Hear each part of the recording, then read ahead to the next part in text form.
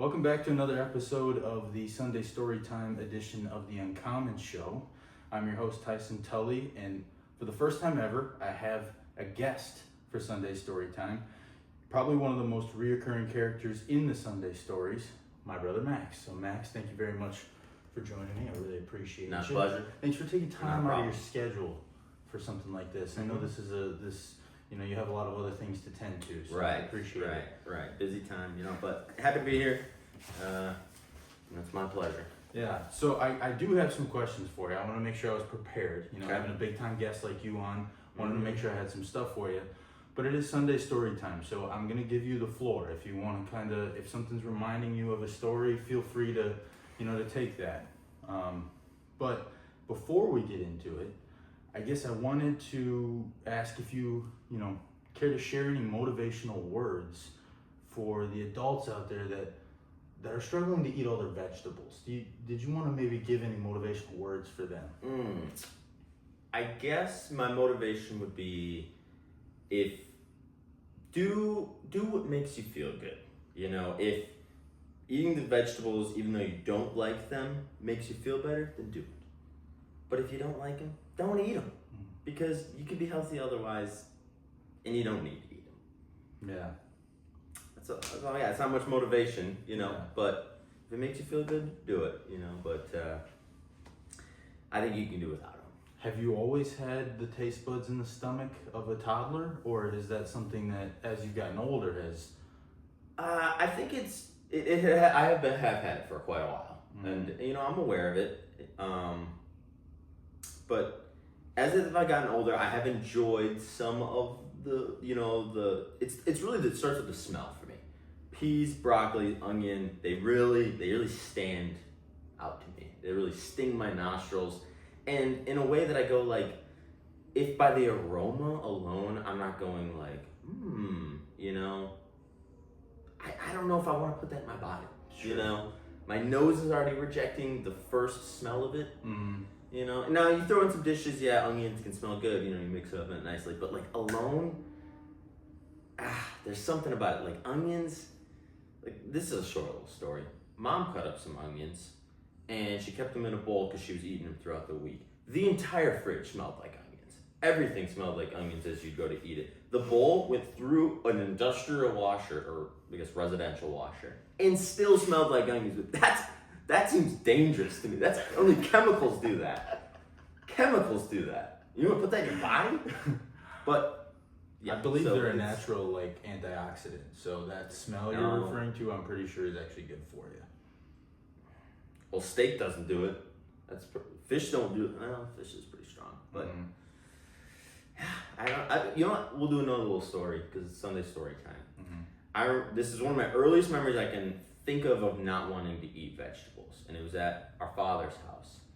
He had steamed up some, I'm sure, very delicious peas from his garden, and I remember eating around them. It was the last thing left on my plate, and I was really not wanting them. Just from the smell, the look, I was like, I don't want those. That's all I can remember. I didn't really have like a precedent of eating them. I was like, I like these. I was like, I just don't want those. And I put it in my mouth, and it was awful right away. It was like mush. It didn't even my tongue was like wanting to push it out of my mouth. I was like, this is awful. And I remember Dad saying, you're gonna eat that if you want to leave the table. I kept it in my mouth for about an hour and a half after that. And he's just like, well, you don't want to eat that one anymore. Spit it out. I say, spit it out. And he's like, you get it, I have to eat that. A couple hours more passed by, and I remember it being after 9 o'clock. Dinner was somewhere around 6. And he came back out there, and he's like, and I was just sitting there staring at the peas. He's like, you're really not going to eat those, are you? I was like, no, I'm not going to. And he just picked them up, threw them away, and he's like, well, just go to bed, Sure. That's one of my earliest memories I can have. So it was, my body just rejected it. And, maybe a little child stubbornness, but. I believe you'd have to say your mind rejected it, given your body never got a chance to process those peas. I mean, the mouth, the taste buds, the nose, 3 senses got to, 4 senses.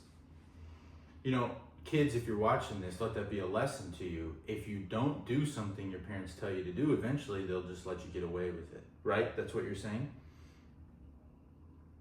you know, it's in very short words, you know, Yeah. maybe. Don't listen to your parents, children. It's a bad idea. Look at this guy. He's That's going to be a right. lawyer. That's And right. he doesn't listen to his parents. That's right. And he doesn't eat peas. So That's just right. stay away from peas. Don't listen to your parents, That's and you will be a lawyer one day. Or at least in pursuit of it. He's got a couple years yet. He could There you still go. fail. 1 for 1. It's true. It's true. Not big sample size, but 1 for 1. Yeah. That's funny. So you actually have committed to making a list of the 100 best movies in your opinion. Mm-hmm. I want to know how that's going, and I want to know why you decided to do that.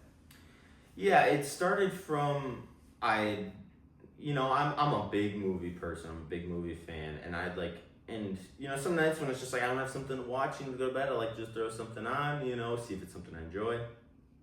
And so I was like, I was just struggling to find something. So I looked up I said the 100 best movies of the 21st century is what I Googled, and the first link to pop up, typically the most popular, the most clicked on, the most viewed, and this list was atrocious in my opinion. It had some movies on there that felt like they were very politically, chosen because of political events at the time, and it felt like it was just a good message to be sending out, and it's like, I just feel like that's not why I go to watch movies. I go to watch movies to enjoy the movie, and that's how I rate my movies. It goes, how engaged was I the whole time? Why do you separate the two? Like, who's, like you said, if they're focused on a political topic or a big topic, you don't go to the movies for that. You go to the movies to be entertained. Do you not find that entertaining? I'm not saying it can't be entertaining, but I guess more so is like, you're putting the #1 movie of all time because it mirrors most closely the current political events.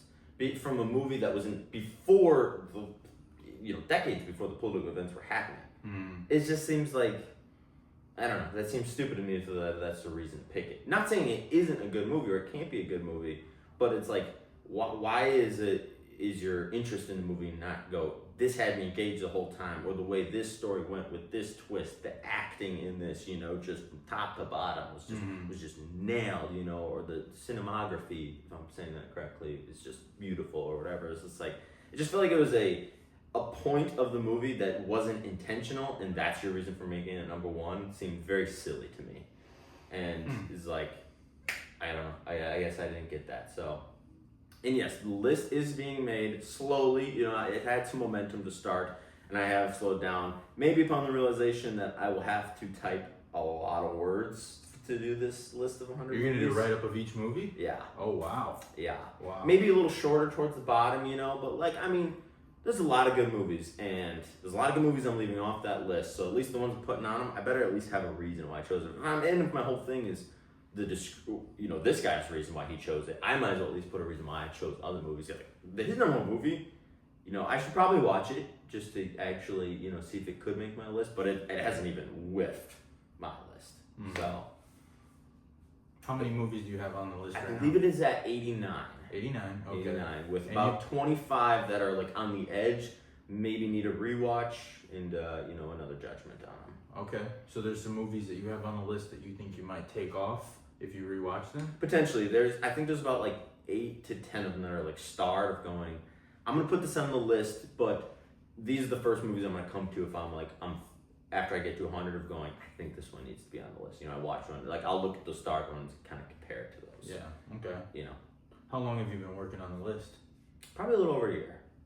Has it only been that? I thought it was longer than that. I want to say I started it just before last Christmas. So not the most recent Christmas, but the Christmas after. Started it just before that Christmas. I would say the fall after I graduated. Okay. So this coming fall will be 2 years. So I think it's a year and a half. Oh, you touched on that. You're a UW Oshkosh alum. Anybody want to shout out at UWO? Michael Ford. He was I don't know if head researcher or I can't remember the exact department that he was on, but I was an assistant for him, research assistant for him. They did a lot of studies into the effects of collective impact, which is related to the nonprofit sector in Wisconsin. Not the most interesting stuff surface level, but definitely something I feel like institutions look into. It's an interesting idea. I'm not gonna explain it here. I probably will slaughter it, but Sure. he's a good guy. Gave me a good review for law school or Reference? letter of recommendation. Okay. So yeah, him, and then this is tough because I can't remember a lot of teachers' names. The physics teacher, he's a good guy. Great stuff he teaches, and the way he teaches too is really good. And then a teacher in the criminal justice department, and I'm also blanking on his name. Those two guys, so great guys. I can think of a good story you should share from your time at UWO. You once committed plagiarism, I believe. I did, yeah. That was. I'm not, I've been a pretty good student most of the time. Am I perfect? Absolutely not. I try not to be like a suck up, but I also understand the power dynamic situation between teachers and students, and at times maybe toot the horn of the professor a little bit or do some things, so that way they see you in a better light. They grade your papers, like it's a game, at the end of the day. Mm-hmm. But one teacher in particular, he was the head of the criminal justice department. I don't know if he still is. Dermis Chamibul, I believe I'm saying his name correctly. He's a professor over there. He's from Turkey. Or Turkey, some people pronounce it. Really? What? Turkey? People say Turkey? It's Turkey, I believe is the proper pronunciation. Turkey. Nah. I believe that's how he said it, if my memory serves correct. So is everybody in the United States like spelling it wrong? Because I don't understand how there's these words that are spelled. If you were to spell that out in English, it would be pronounced turkey. But the proper pronunciation, what does that even mean? Is it not supposed to be written in the English language? Sure. It's like that. Yeah, I think that is some of it. Okay. I mean, I'm not a linguistics expert, so I don't know why that happens. You're the smartest person we've ever had on this show, Max. Sure. Most educated. Smart is measured in a variety of things. Sure. Okay. So maybe educationally, yes, I have been the most educated on the podcast. But I think it's just different letters have different sounds through languages, right?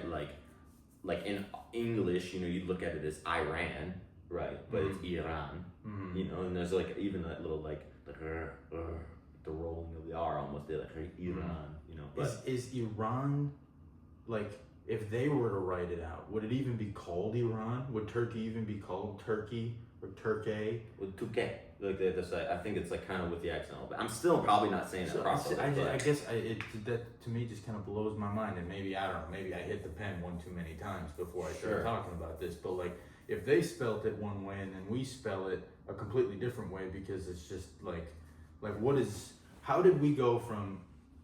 We had to at one point have heard how it's said, Turkey, that is the country Turkey or Turkey. We heard that and we're like, nah, we're just gonna spell it like this bird we got. Well, I think it's how. Yeah, I think that is how it is spelled, right? Like it's Turkey. I mean, I think there's some two dots. Those are English letters, right? So, but I think that is how they spell it because they use like adjacent language, right? So, like I said, I think there's two dots on it, and in a lot of language, especially through Europe and I would guess the Middle East and Western cultures. Is they're built off of Latin, and Latin has a lot of root words. Words are like the same. It's like telephone. We have a lot of crossover, but then there's also individual parts of our own languages, right? And that's kind of where the stuff happens. So it's like we spell it like this, so when we put it on the map, and a kid grew up his whole life going, "That's what I eat for Thanksgiving," like it's turkey, like because it's spelled the exact same way, but maybe RKE in whatever the specific language of Iran or Turkey is, like that's just like the proper way to say those consonants in a specific order. Like it's just different. It's like it's even think of like Latin countries. Like there's the way they say certain words can have completely different meanings. Even like to us, you read them on paper, it's the exact same word. Sure. And it's even Spanish to some extent. But there's Latin America Spanish and there's Mexican Spanish, and I think there's even Spanish that's spoken differently in Spain too, Wow. I mean, why do you even need to go to college when you have the Uncommon Show, folks? Right. I mean, right. Why? But anyways, to continue with the story. Yes, this gentleman, hardened individual. He had a lot of experience over in Europe and working with some special force groups. I think he was specialized in drug enforcement. Oh, wow. So His classes on drugs were very in depth, you know. I mean, those were like very informational classes. But anyways, in his syllabus, and you know, per the rules of Oshkosh, this is at the growing time of AI, ChatGPT, and all these other, you know, AI, you know, use of software. And so they put a hard no on all AI usage, which I didn't really use. You know, I used it to help a little bit every now and again. But I was up late one night, and I was about to go to bed, and I got a notification on my phone that I still had a missing assignment, and it was due at midnight. It was like 11:30. I was like, it was only like a 700-page or 700-word little essay. Yeah, like this video if you've been there. Like this video if you've been there. You get a lot of likes. And so I was like, you know what? It's a simple topic. I kind of threw in like the research stuff, and like I was talking with Chad about it, and like it was just, you know, it was going back and forth with me, and I was like, all right, just give me like a 700-page, you know, 700-word thing. And so it sent it to me, and then I changed up, you know, maybe 200 of those words, kind of added a little bit of my own, plugged it in, had about 10 minutes to spare, you know. So it was real. Yeah. And I was like, this is a minor assignment. This is one of those every, you know, bi-weekly assignments just to kind of, you know, help your grade a little bit or balance a little bit. And I come to this class that week and just check the grades on it, and it's a big fat F. Fail, 0, and it says this used AI, because he ran it through some system that checked for AI word usage. Of course he did, you know, he was by the book. And I was like, dang, let me talk to him about it. So I went and talked to him about it, and he was pretty intense about it. You know, he was on around, like, you know what, that's my bad. I kind of explained the situation. It was like, you know, it happens. He's like, you know, okay, I'll give you another 2 days, rewrite it in your own words, and, you know, I can get you back like half the points to like a C. I was like, okay, I can do that. Mm-hmm. So I send it back in, I redo it, I send it back in, and he gave me an F again. At this point, rather than a 0-point F, he gave me 58 out of 100. I was a little frustrated by that, because I did take, you know, like, put some work into it to like make it better, you know. I was like, I know I'm not gonna be good on this, but let me go a little bit of the extra mile just to show him, you know. Like, I think he even got like 1,500 words. Like, I was like, I'll do some research here just to see if I can get back a little bit of points going. Like, you know what, hand up, my bad. I used AI, I broke the rules. Let me fix it. Yeah. And again, an F. I was like, wow. You know, and like in his comments, you know, English wasn't his first language, so sometimes his English comments came out a little harsh. And it was like, I think the first sentence was like the answers in this project like don't reflect what I was asking at all. Like, this isn't even like close to a proper assignment. Like, this is like a terrible submission. It was just like smack in the face of like, this is shit. You know, I was just like, okay, I didn't think it was shit. But so then I went up to him after the class, after, you know, the next class I had after receiving the second grade. And I was, you know, I was a little frustrated. Maybe it came in a little hot, you know, hindsight. Yeah. But I was just like, I kind of set down my computer and I was just like, can you explain this better than, you know, just saying that it's bad? Like, can you tell me what I actually did? And he must have sensed a little bit of presence in it, and he kind of backed away, and he was kind of like put his hand up, you know, and he just like, whoa, like, calm down, and tell me calm down. And everybody knows when you're a little bit hot and somebody tells you to calm down, it's the last thing you do. You actually, the temperature raises a little bit going. Like, I'm calm. Like this video if you've ever been there. Yeah, there you go. I said, I'm calm. Like, just, can you explain it to me? He starts going point by point, and I'm like, and I'm countering back. Because now I'm like, I got something to protect a little bit. You know, I'm just not just going to keep taking it. Because, you know, he's going on like you said this, like, how does that relate to this at all? You know, just kind of like, still being on that, like, how did you misinterpret the assignment this bad? You know, and I was kind of like, well, I don't think your instructions say that, you know, and like I was, you know, calling out his assignment, saying the instruction. And well, after a couple back and forth, he stands up, like, kind of quickly, like, you know, kicks his chair back. And he's just like, you need to back up. And I'm like, what do you mean? He's like, you're standing over me. Like, I feel like you're trying to intimidate me. And I was like, and at that point, you know, like, I wasn't too hot to the point of like, because maybe in my mind immediately I was going to go like, well, maybe I am. What are you gonna do about it? But it was, just a little. I was like, that's not the proper thing to do here. I did back up. I put my hands up. I was like, and I tried as calm as I could. Go, Professor, I'm certainly not trying to intimidate you right now. I just don't understand why you still gave me such a poor grade on this. And then he brought up the AI thing again. And I was like, okay, this kind of feels like just sticking it to me. Like you said, you could give me back a C, and it was like you were looking for not just like an A minus. You were looking for like an A plus to give me anything near a C.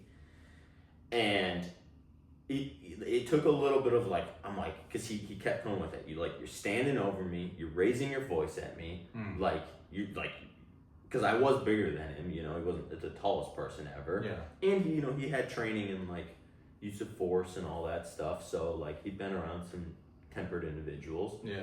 So maybe he was feeling that from me a little bit, which wasn't entirely incorrect, but yeah, I just backed away continuously, and I was just like, look, I'll accept the grade. Like it is what it is. Like we're not gonna see eye to eye here. Fine, you're the end of the day, but like I don't want you to think I'm trying to fight you. Like I really don't want you to think that.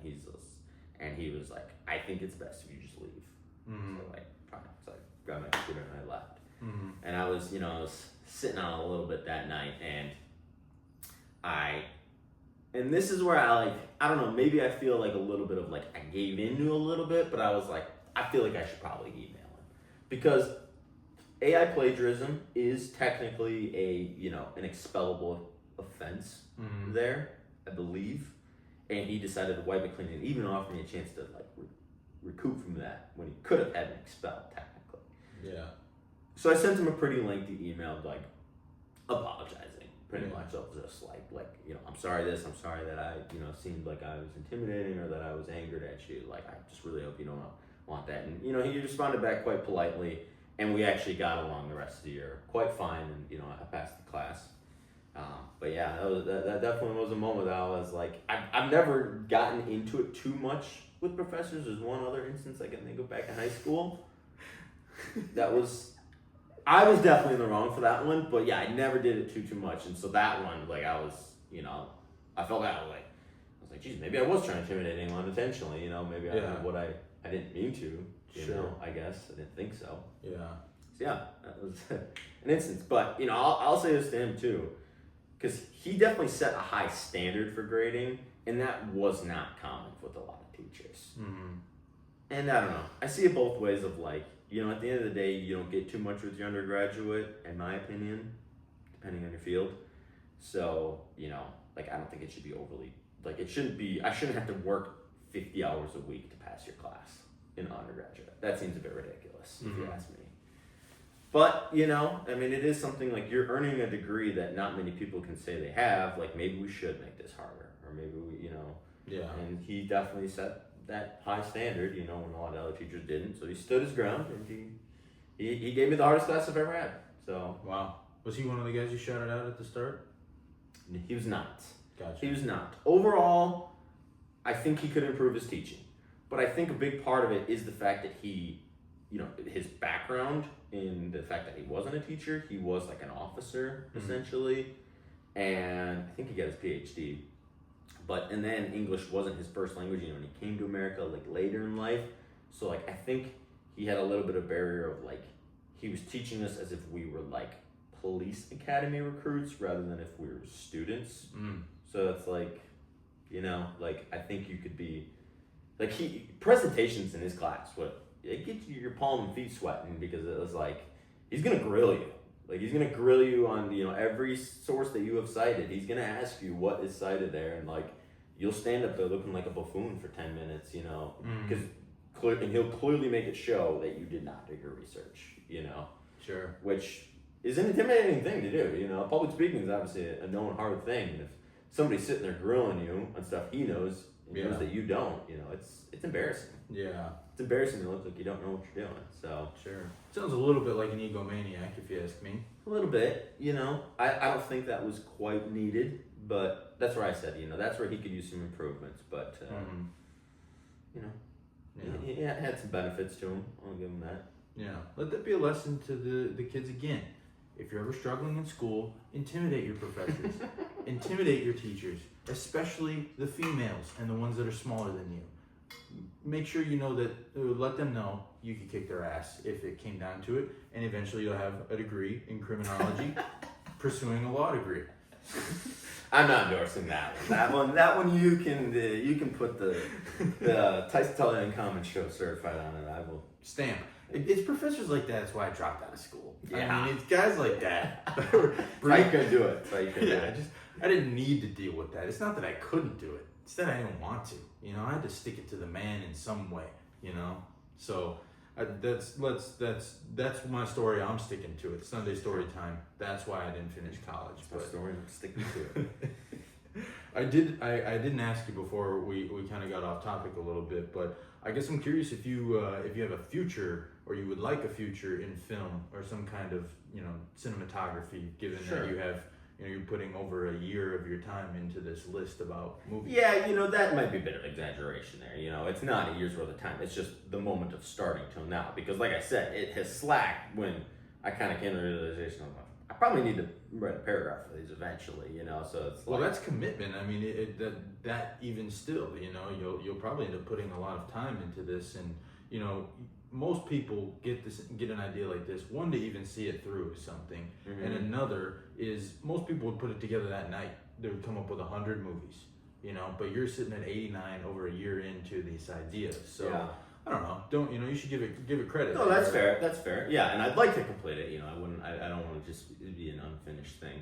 But I mean, yes and no. I can't sit here and say like I have a goal of like I want to, you know, be like an all-time movie seller or anything like that. I do have on a bucket list item that I would like to be the part of a production or maybe like the writing of a movie. I would like that. That would be cool to see.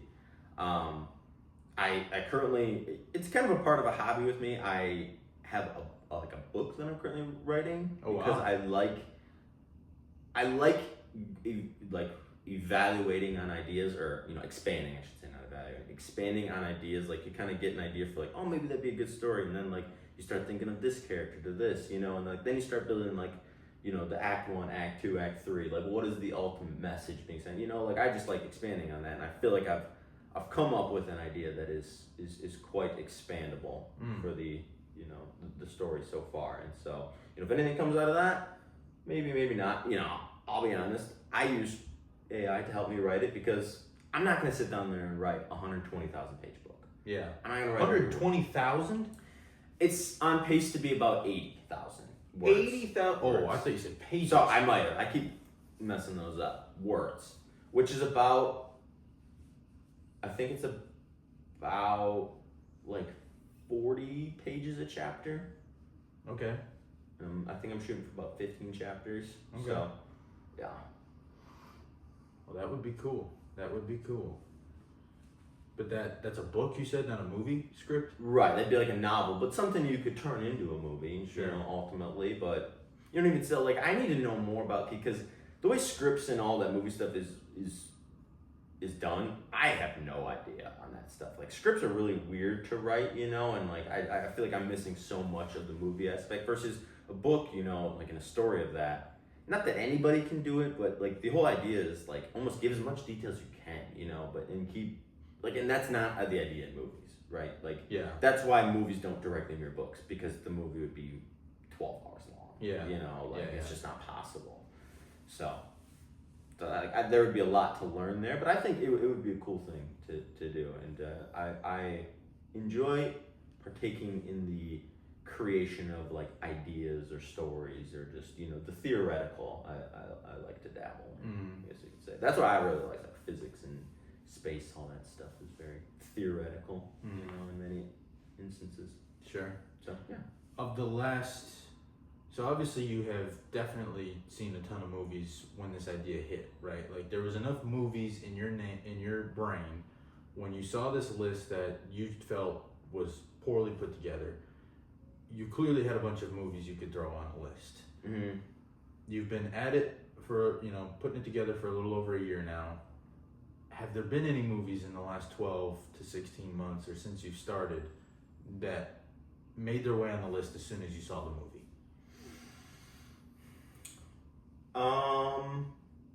I want to say Oppenheimer. I believe Oppenheimer. Trying to think.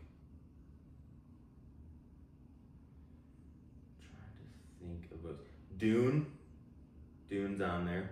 Okay. Specifically Dune 2, and there is a bit of a caveat rule I do have on the list where movie series are kind of exempt from the list just because they kind of piggyback off one another, and it's not like one movie is hard to judge alone because it's building off of ideas in other movies. So those are tough, but some do bypass that just by individually being such a good movie. And Dune 2 is one of those movies. Wow. Yeah. Okay, I've not seen that movie, so. The Dark Knight is another one of those movies. Yeah. And there is another one on there too that I can't think of off the top of my head. It might be, I think it's one of the Lord of the Rings. Okay. Gotcha. Yeah. So Dune 2 and Oppenheimer, you can definitely remember, got added to the list right after seeing it. Yeah. Are there any that you've had to take off or no? Because you're not at 100 yet. So if you had to remove anything because say you had this movie on the list, then you thought of 30 more movies and you're like, you know what, let me take that movie off the list because there's a good chance I'm going to end up finding. I think any movie that I've been like, maybe that will go off the list has been on the, honorable mention / rewatch list. Sure. Okay. Yeah. So it's your list. I don't know how you want to go about releasing it when it's finally official, especially given you're going to write what sounds like some choice words for each movie. Mm-hmm. Do you want to give your top 5? Do you want to give any kind of spot? Yeah, sure. I mean, I think anytime, I've kind of made this a personal goal that anytime I get a chance to suggest, like in the grand scheme of movies, especially for this list, if you have not seen Interstellar, I have got to recommend that movie. I mean, that is, in my mind, a perfect movie from start to end. Like, I just don't see, there's not really a realistic gap of like, that wasn't so good there. Like when it got weird and quirky and like, maybe the viewer doesn't understand what's happening here, it was kind of fitting, that's all I'll say, because I don't, no spoilers here. And the acting in it, just incredible. Yeah. It is absolutely incredible. Great movie. Great movie. From a comedic perspective, I'm very Will Ferrell biased. And so if you have not seen Step Brothers, you gotta see Step Brothers. What are you doing? I mean, if you you haven't gotta seen see Step Brothers. If any Will Ferrell movie that if I had a gun to my head, recommend one, it's probably that one. And obviously John C. Reilly needs all the credit he can get because he is equally as talented in that movie in terms of comedic, genius. Yeah. So, I hate to say just Will Ferrell, but yeah. I mean, it'd be that or Anchorman, to be honest. Yeah. Would be probably my recommendations for a comedy. And I mean, I want to take a look at the list so I'm not missing any. Obviously, I can't, my phone up there. But though I feel safe at saying those two of just like definitely these two will probably find their way in my top 5. Sure. I see a top 5. Okay. I don't see a world where, for sure, Interstellar. Comedies are just tough because I understand the perspective of like, there wasn't a whole lot of like dramatic acting in a lot of comedies, so like I could see why some would say that's not very difficult to do because, the guys are just doing their personalities versus, not somebody, a regular actor isn't a chemical physicist or whatever Oppenheimer is that just steps in and and he has to essentially turn himself into a completely different person, a real person, and like fill those shoes and pretend that you were literally a part of one of a mark in human history. Is like this is a point where we step into another level of humanity. Yeah. That's a difficult thing to probably put your head in and pretend to do that for. I'd assume 7 to 8 months that they if not probably more, recording that at least. As part of production and everything. Christopher Nolan film could have took 4 years for all we know. Yeah, that movie will probably fall in it. The Odyssey, I could see that falling into when that comes out. Sure. So you don't have a solid 1-1? then, is what you're saying? Because you want to have all 100 before you have a 1-1? Yeah, I mean, I'll put it on there. I'll try to do as best I can, you know. I'll even put in a comment, you know, in my description of like, you know, this could fall anywhere between, you know, if this is number 15, right? Like, this might potentially be easily number 6, you know, but like 6 through 15 are going to be tough. I'll try to have my lock top 5, but 1-1, personal opinion for me is probably Interstellar. I mean, Okay. it's just, it's incredible. It's an incredible movie, and I am, you can't help but put your bias in this. Yeah. And when it comes to like ideas of space, that, you know, is a very personal bias. I mean, I like that stuff. I find it very entertaining on camera, and the way that they do that movie is incredible. Some of the shots they get, the black hole in that movie is just, it's awesome. Do you have something you'd be confident saying is like a very hot take in regards to like a movie that you know won't make the list, that's going to raise some eyebrows, or a positioning of a movie that you think is definitely going to be talked about, like anything like that, like a hot take that you feel confident giving? I mean, this is the Uncommon Show. I got uncommon takes. Do you have an uncommon take in the world of movies here?